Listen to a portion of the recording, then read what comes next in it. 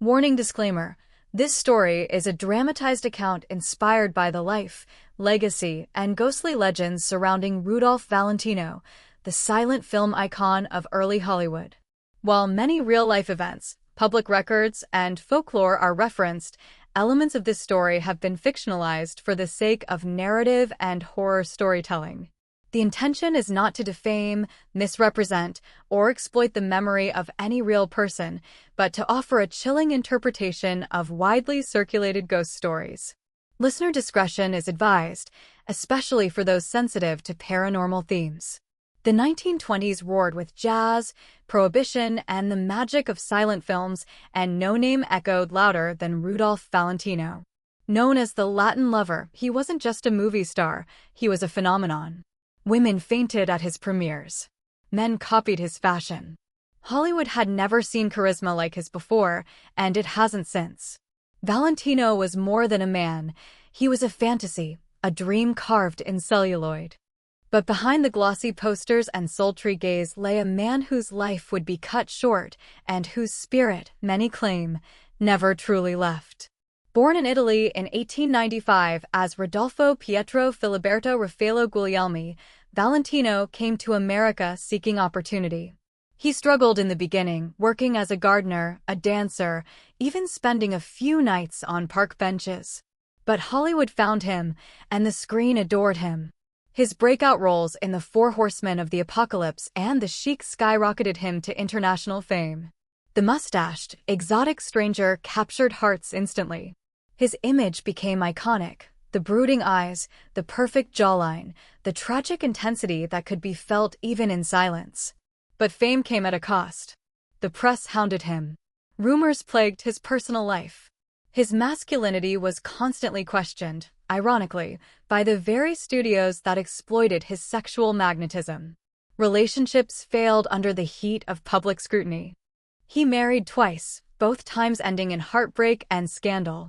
In one interview, Valentino admitted he often felt like a prisoner of his own image, forced to play a role not only on screen but in life. The pressure to maintain the fantasy became unbearable. In August 1926, during a promotional tour for his film The Son of the Sheik, Valentino collapsed at a hotel in New York. Doctors discovered a perforated ulcer and performed emergency surgery. At first, he appeared to recover, but within days, he took a sudden turn for the worse. On August 23, 1926, he died at the age of just 31. The world reacted with hysteria. Tens of thousands of fans lined the streets outside the Frank E. Campbell Funeral Chapel in New York. Some smashed windows just to glimpse his casket. Others fainted from grief. One woman allegedly shot herself, screaming she couldn't live in a world without Valentino. A riot broke out. The National Guard was called in. His funeral wasn't just a memorial. It was mass mourning. It was madness. Then came the stories. The first came from those who had been near his body, claims that the room temperature dropped dramatically as he lay in state. One mourner said she saw his lips twitch as if he were trying to speak. The mortician who prepared his body allegedly quit the next day, saying he had felt watched the entire time by something that wasn't human. Whether from grief or ghost, the energy around Valentino didn't die with his body. His death sparked questions. Why so sudden? Why so young? Some whispered of poisoning. Others blamed the cursed ring he always wore, later called the Destiny Ring, believed to bring ruin to anyone who possessed it. And as the years went on, fans claimed to see him walking the streets of Los Angeles long after he had been buried. Valentino's grave at the Hollywood Forever Cemetery became a shrine. Women draped in black veils would visit in silence, some weeping, some smiling as if they had shared a secret with the man beneath the marble. But one woman stood out. Always dressed in all black, with a rose in hand, she came every year on the anniversary of his death. No one knew who she was. No one saw her arrive or leave. Soon, people began calling her the Lady in Black. Yet her presence was only the beginning. Staff at the cemetery reported flickering lights around his crypt, the sound of footsteps echoing in empty corridors, and soft male laughter during the night shift. Guards who once mocked the idea of ghosts began requesting reassignment. "I swear I saw him," one said, trembling. "He smiled at me like he was still performing." But if Valentino's spirit had remained, was it mourning lost love, or was it something darker? Hollywood thrives on stories, especially ones that blur the line between fantasy and fear. Rudolph Valentino, the man who embodied both desire and despair, had become more than a ghost. He was now a legend not just of film, but of the paranormal. And his story was only beginning. Long before his untimely death, Rudolph Valentino became deeply attached to a mysterious piece of jewelry, an ornate, antique ring with a large gem at its center. Some claimed it was onyx, others swore it was a cursed bloodstone. Regardless of its exact composition, the ring was known simply as the Destiny Ring. Its dark shimmer seemed to absorb light rather than reflect it, and Valentino, superstitious by nature, believed it held power. Whether that power was protective or malevolent would remain a question for the ages. According to those close to him, Valentino first discovered the ring in an old antique shop in San Francisco. The shopkeeper warned him not to buy it. "This ring brings shadows," he allegedly said. "It follows its own will." Valentino, ever the romantic and lover of mystery, laughed off the warning. The price was high, but he purchased the ring anyway, wearing it constantly from that day forward. Almost immediately, strange things began to happen. The same week he acquired the ring, Valentino's beloved dog suddenly died of unknown causes. Shortly afterward, his car was struck by a trolley. He survived with minor injuries, but the driver was crushed. Film sets where he wore the ring reported electrical problems, freak accidents, and unexplained fires. Co-stars became uneasy around him. One actress claimed the ring buzzed with energy whenever he touched her hand.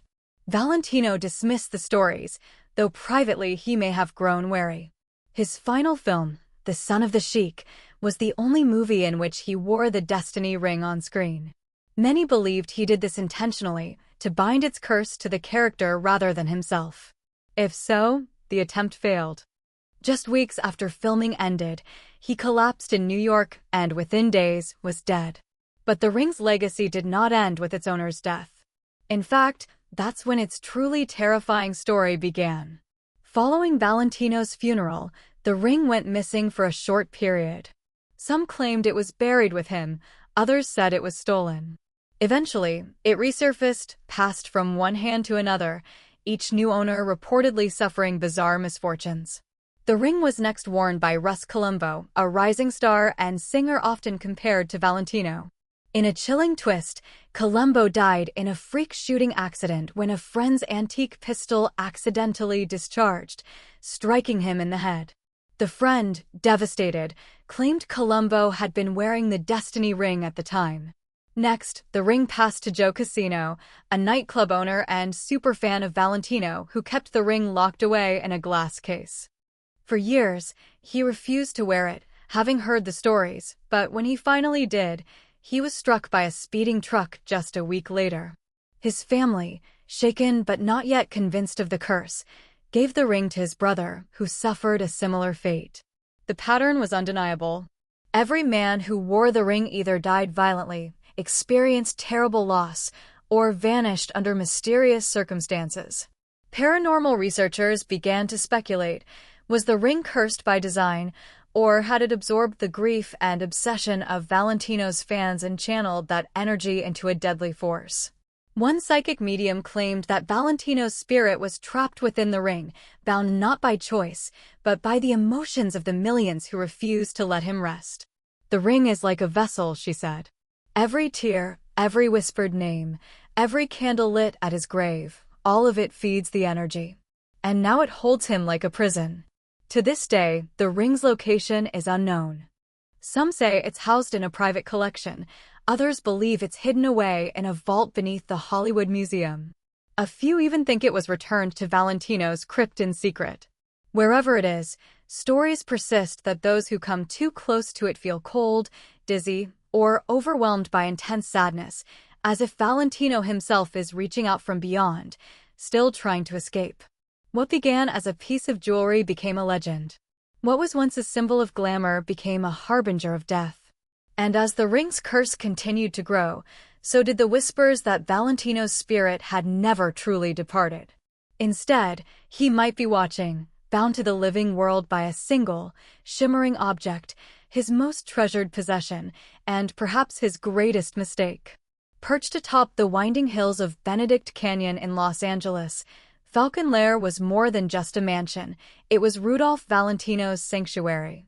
He bought the lavish estate at the height of his fame, envisioning it as a place of retreat from the pressures of Hollywood. The property was majestic, featuring sweeping views of the city, Spanish-style architecture, and lush, manicured gardens. It was here that Valentino hosted glamorous parties and quiet evenings alike. But after his death, Falcon Lair transformed into something far more sinister. Guests and caretakers alike began to report that Valentino hadn't truly left. His spirit, it seemed, had decided to stay. The first reports came just weeks after his funeral. The new caretaker, a skeptical man by nature, claimed he heard footsteps echoing through the empty hallways late at night. He would rush to the corridor, expecting to find intruders, only to discover nothing but silence. One night, as he walked past the main staircase, he spotted a figure standing by the upstairs railing, a tall man in a dark suit, gazing down at him. When the caretaker called out, the figure vanished. Word spread quickly, and Hollywood began whispering about Falcon Lair. No one could stay in the house for long. Staff reported hearing deep, melancholic sighs drifting through closed doors. Lights flickered inexplicably. Dogs refused to enter certain rooms. One housekeeper claimed she found a mirror fogged up with words written on it, "I'm still here." As the decades passed, the haunting didn't stop, it intensified. By the 1950s, new owners had moved in and attempted to modernize the home. Construction crews reported their tools vanishing mid-shift, only to find them neatly arranged the next morning. One foreman claimed he saw a man in old-fashioned riding clothes walk past him in the stable, tip his hat, and fade through the wall. When shown a photo of Valentino in costume, the foreman went pale. "That's him," he whispered. "That's the guy I saw." The most common apparition witnessed at Falcon Lair is a shadowy figure, often described as wearing a suit or a matador outfit, depending on who tells the story. He is most frequently seen standing in front of a mirror, fixing his tie, or leaning in a doorway, silently watching.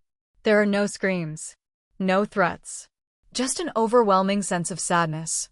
Those who encounter him speak of an emotional weight, as though they've stumbled into someone's eternal loneliness. Several paranormal investigators have attempted to record activity at Falcon Lair. One team, during a late-night session, captured a deep male voice whispering, "Why did you forget me?" The voice did not match anyone present, and the audio came from a room where no equipment had been placed. Temperature readings in that room plummeted to near freezing, despite it being a warm summer night. The ghostly presence seems to linger especially in Valentino's former bedroom and study. In those spaces, the scent of his favorite cologne, Creed Royal English Leather, has been reported to drift through the air despite no source being present. One woman claimed she was reading a book on his bed when the pages began to turn on their own, stopping on a passage he had once quoted in an interview. She left the house and never returned. And then, there is the tale of the phantom dog. Valentino had a beloved Doberman named Cabber, who reportedly died of grief after Valentino's passing. But to this day, people claim to hear the clicking of canine paws on the hardwood floors, or feel the pressure of a dog's head against their hand while sitting alone in the parlor. Animal psychics believe Cabber's spirit, too, remains loyal to his master, waiting for him in death as he did in life. Despite multiple exorcisms and cleansing rituals over the years, Falcon Lair remains a hotspot for ghost hunters and curious thrill seekers. Some say the house breathes with its own rhythm, like it's alive and waiting for someone or something. Eventually, the mansion was sold again and again, its beauty never enough to outweigh the unease it carried. In 2006, large portions of the estate were tragically demolished. But even in rubble, witnesses claim the energy persists. Some say they still see a tall man in a dark suit pacing the grounds at dusk, as if mourning what was lost. Whether it's Valentino's attachment to the home or the house's attachment to him, Falcon Lair has earned its place in Hollywood's haunted history. To walk its empty halls is to brush shoulders with a bygone era and, perhaps, with the restless ghost of its most famous resident. Among the many ghostly tales that orbit the legend of Rudolph Valentino, none is more haunting or more enduring than that of the Lady in Black. She was first seen shortly after Valentino's burial in 1926 at the Hollywood Forever Cemetery. Draped in a full black veil, long gloves, and a flowing black dress, she would appear on the anniversary of his death, carrying a single red rose. She never spoke. She never cried. She simply knelt before his crypt, left the rose, and disappeared, often before anyone could see where she had gone. In the early days, people assumed she was a grieving lover, perhaps a secret mistress devastated by the loss of a man the public believed belonged to everyone. Reporters attempted to uncover her identity, but she eluded them year after year. Each August 23rd, like clockwork, she would reappear, perform her solemn ritual, and vanish into legend once more. Photographs were taken, headlines written, but no one ever learned her name. And then, something strange happened. After about 2 decades, the original Lady in Black was said to have passed away. Yet the tradition continued. A new woman appeared, then another. Over time, it became something of a ritual among Valentino fans, almost a performance of mourning. Women from all over the country would come dressed in black to pay their respects. But among them, there was always one no one could quite explain. She arrived alone, always unseen until she was already kneeling. Her presence was quiet but commanding, and no one ever saw her leave. Witnesses described an unnatural stillness that accompanied her visits. Birds would go silent. The air would turn cold. One groundskeeper claimed he tried to speak to her, only for her to look up with glassy eyes and simply fade before his eyes. She was there, he insisted. And then, she wasn't. Some say she is no longer a living woman at all, but a spirit, a permanent part of Valentino's legend. A ghost who mourns a ghost. The Lady in Black's sightings weren't limited to the cemetery, either. Several accounts placed her at Falcon Lair in the 1960s and 70s, seen walking slowly through the garden, head bowed, trailing her black dress behind her. One visitor snapped a photo of the empty garden path, only to discover, once developed, the faint image of a veiled woman standing at the edge of the fountain. Her outline was barely visible, as though caught between worlds. And then there's the most chilling account of all. In the late 1980s, a group of paranormal investigators visited the cemetery on the anniversary of Valentino's death, hoping to document something unusual. At precisely 12:15 p.m., a woman in black emerged from behind the mausoleum wall, an area blocked off with no access point.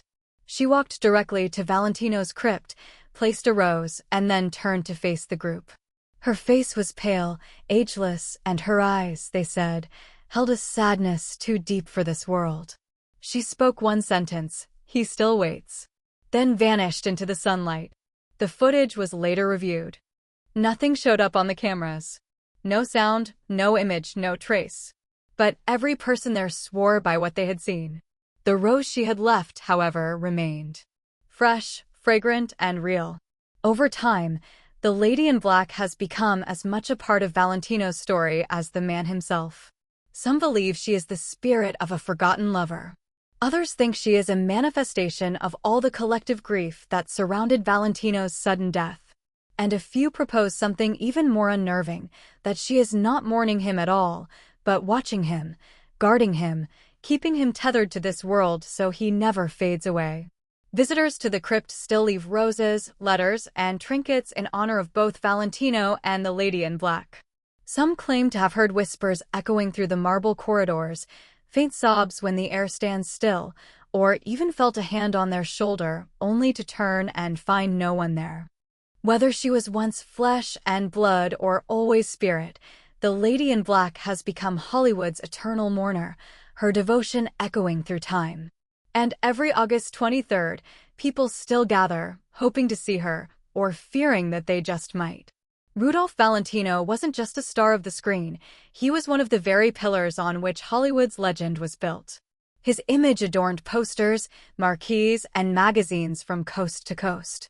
So it's no surprise that, even in death, he seemed reluctant to leave the very place that made him immortal. Though his body rests at Hollywood Forever Cemetery, his ghost is said to haunt the sound stages of Paramount Studios, where he filmed many of his most famous roles. These are not vague rumors whispered among die-hard fans. Dozens of security guards, night staff, and performers over the decades have reported eerie encounters with what they believe is the restless spirit of Valentino himself. The most frequently haunted location is Stage 5, once the site where Valentino filmed The Sheik and other classics. Workers have long spoken of unexplained chills in the air, even during sweltering summer days. Spotlights flicker, footsteps echo when no one is there, and doors open and shut without warning. But more than that, witnesses have seen a tall, shadowy figure, dressed in old-fashioned clothing, wandering the dark corridors. His walk is confident, graceful, like a man who knows the space well. And when approached, he simply vanishes. In one well-known case from the early 1970s, a studio night guard patrolling Stage 5 noticed a light on in the dressing room area. When he went to investigate, he heard the sound of someone humming softly, a slow, nostalgic tune. He expected to find a fellow worker or intruder. Instead, as he rounded the corner, he saw a man standing before a mirror, adjusting his collar. The man looked up, smiled warmly, and then faded like smoke. The humming continued for a moment longer before stopping cold. The guard resigned the following day. It isn't just Stage 5. Stage 8 and the backlit alleys have their own stories. One young actress, shooting a late-night commercial, went into her trailer to find a single red rose on the vanity table. No one had seen anyone enter or leave. She assumed it was from the production crew until she noticed something odd. The rose had a ribbon with Valentino's name printed on it. She later learned that in his prime, Valentino was known for gifting his female co-stars red roses wrapped in identical ribbons. More terrifying are the reports from the costume department, where vintage wardrobes from past productions are stored. Several costume designers have claimed that every so often, the clothes from Valentino's films are found moved, arranged as if someone had been trying them on.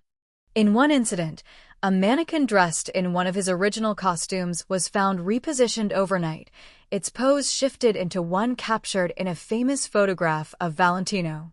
Security footage showed nothing unusual. No intruders. No motion. Many believe Valentino's ghost is not angry, but rather deeply attached. To the spotlight. To the art. To the stage that defined him. Paranormal experts say that spirits often cling to places where they felt most alive, and for Valentino, that was clearly the studio.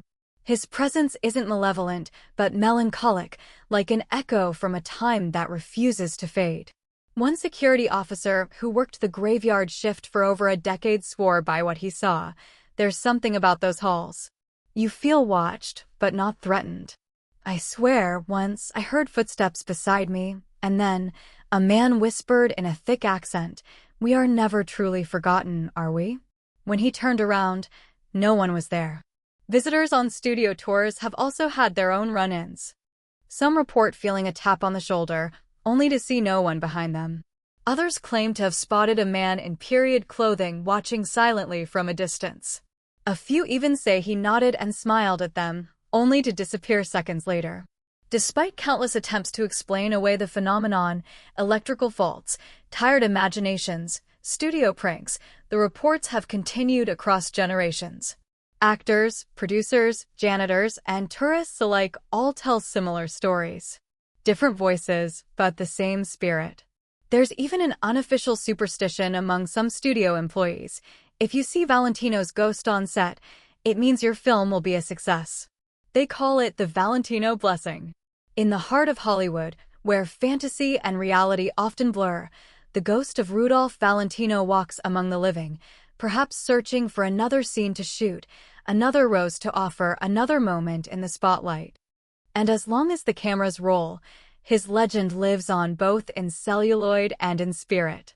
For most people, the idea of a haunted mirror or ghostly animal sounds like fiction, tales told for thrill. But when it comes to Rudolph Valentino, even the inanimate and the loyal seem unwilling to let go. The glamour of old Hollywood never truly dies. It lingers in objects, places, and echoes.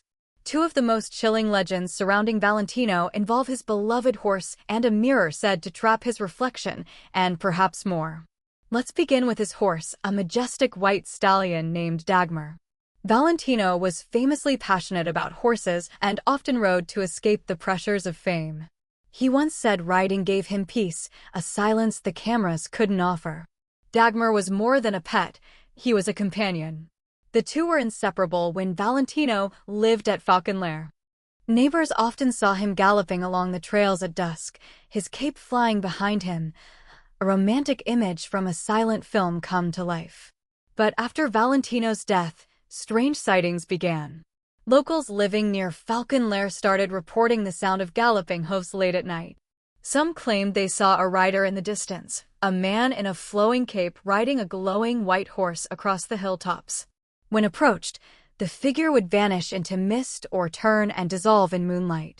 One hiker described hearing heavy breathing and hoofs behind him, only to spin around and see nothing but dust lifting from the trail.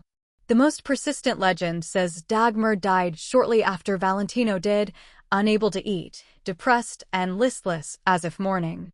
And now, the two are said to ride together beyond the veil, eternally connected. Paranormal investigators have tried to record audio evidence, capturing faint hoofbeats and snorting sounds on otherwise quiet nights. Even skeptics admit there's something unnerving about the sounds echoing across the empty canyons. But the legend doesn't end with the phantom horse. Equally eerie is the story of Valentino's haunted mirror, once hung in his private dressing area at Falconlair. The mirror, an ornate antique with an elaborately carved gold frame, was said to be one of Valentino's favorite possessions. He would spend long moments staring into it, practicing expressions, adjusting his appearance, or simply gazing as if lost in thought. After his death, the mirror remained in the house untouched. Decades later, during renovations in the 1960s, a workman uncovered the mirror in the basement, covered by a dust cloth and left to age. It was moved to the upstairs hallway, where it immediately became the source of disturbing phenomena. The first report came from a maid who claimed to see a man's face behind her in the reflection, handsome, pale, and mournful. When she turned, she was alone. Thinking it was her imagination, she dismissed it. But the next day, the same thing happened. And the day after that. Eventually, the mirror was removed and stored away. But wherever it went, the stories followed. Visitors claimed to feel a presence near it, as if someone was watching them from behind the glass. One psychic, upon touching the frame, burst into tears and said, "He's trapped. He's still waiting for his cue."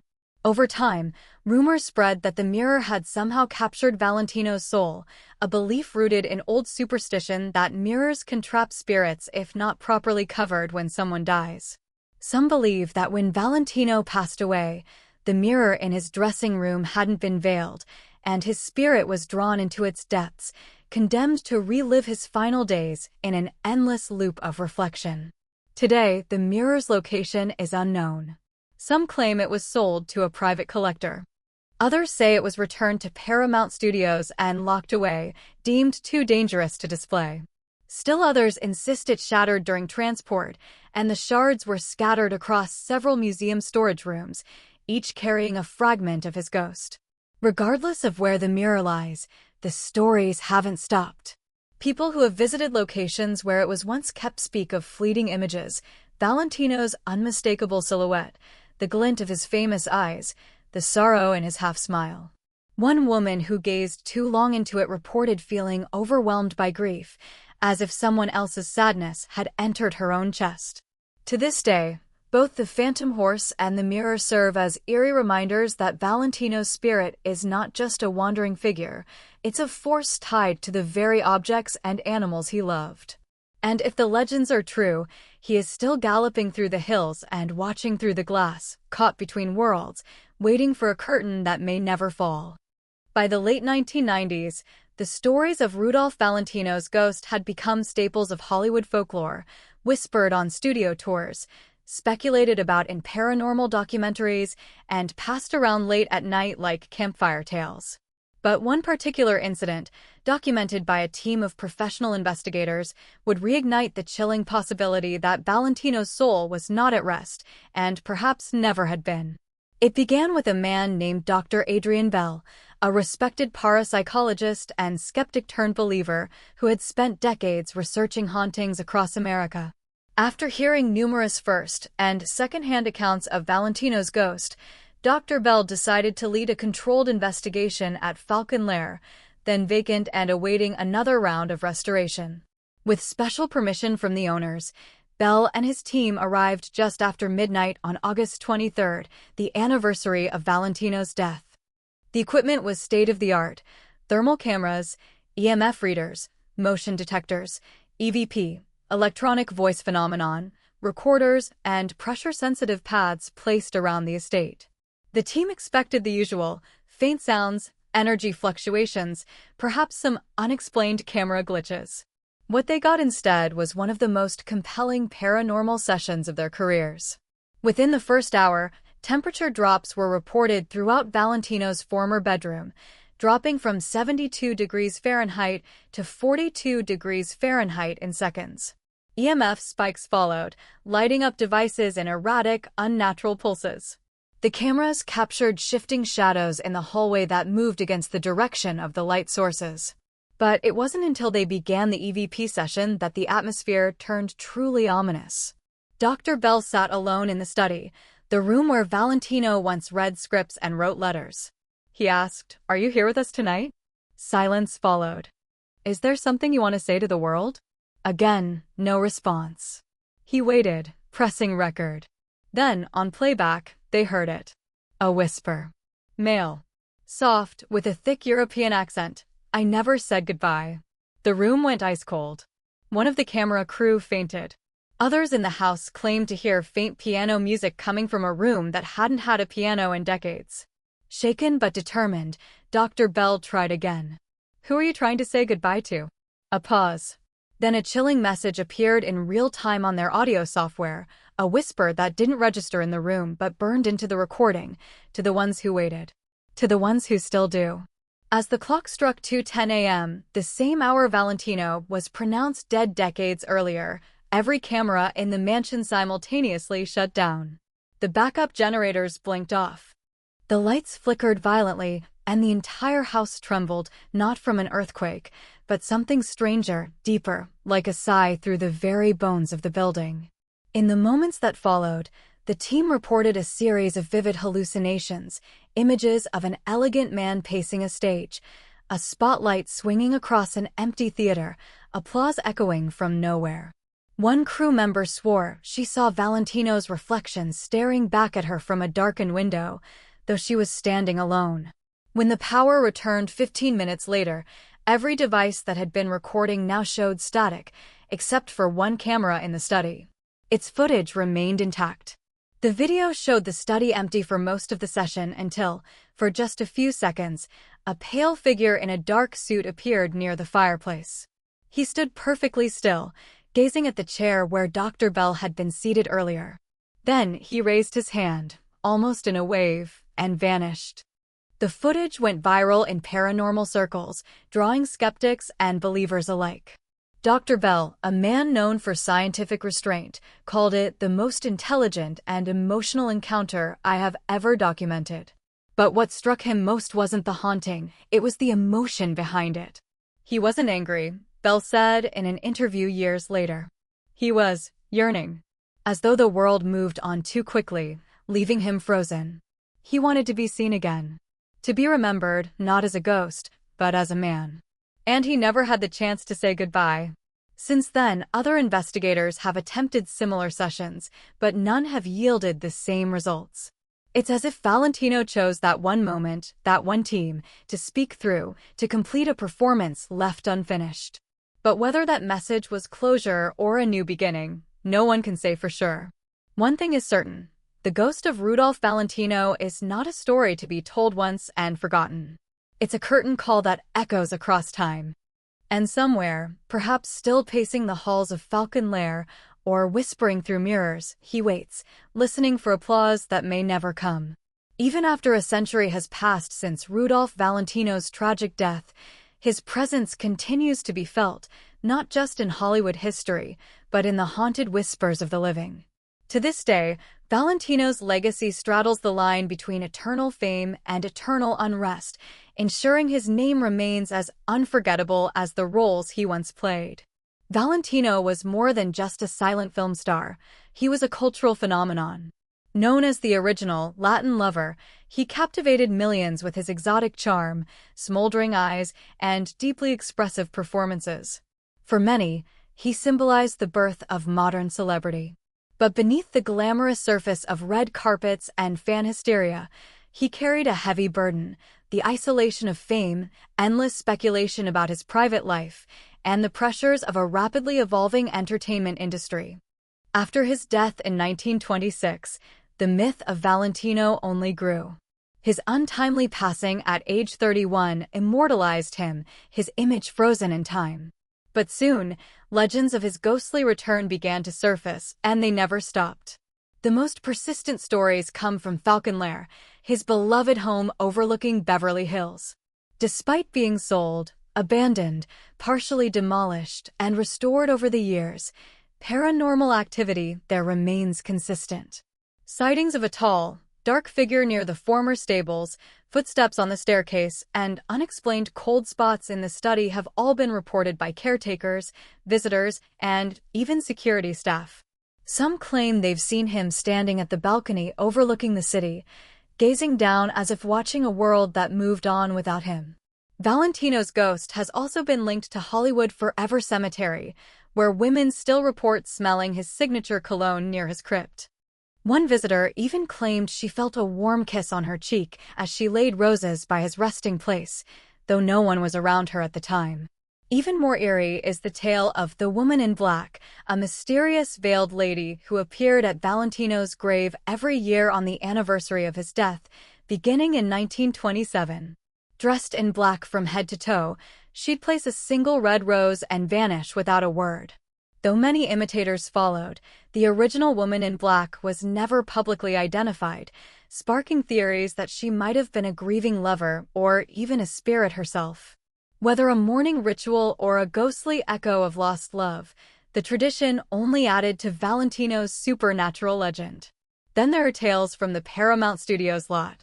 Staff and actors alike have reported seeing Valentino's ghost in the makeup rooms, walking the corridors, or even sitting in the audience seats of an empty soundstage, watching, silently, as if judging the performances of those who came after him. Despite these sightings, Valentino's spirit never seemed malevolent. If anything, witnesses describe his presence as melancholic, nostalgic, like someone longing for a past that can't be reclaimed. Psychics who've attempted to communicate with him claim he's aware of his legend and seeks only peace, or perhaps acknowledgement. Some believe his ghost lingers because his life ended with so many loose threads. He never completed many of his planned films. He never married the woman he loved at the time of his death. He never had the chance to transition into sound films and prove himself in a new cinematic era. Perhaps it is this sense of unfinished purpose that keeps his spirit tethered to our world. In the years since, Hollywood has tried to exorcise its ghosts through renovation, storytelling, and rebranding, but some echoes refuse to fade. Valentino, like Marilyn Monroe or James Dean, represents a tragic archetype, the beautiful star who burned too brightly and left too soon. And yet, his ghost remains different. It's not just a symbol of fame lost, but of artistic passion unfulfilled, of a performer who gave everything to his audience and still hears their applause echoing from the shadows. In many ways, Valentino's legacy is a haunting in itself, not because he scares us, but because he reminds us of our own fears, of being forgotten, of dying young, of never finishing what we started. To this day, film buffs, ghost hunters, and curious tourists leave roses at his tomb.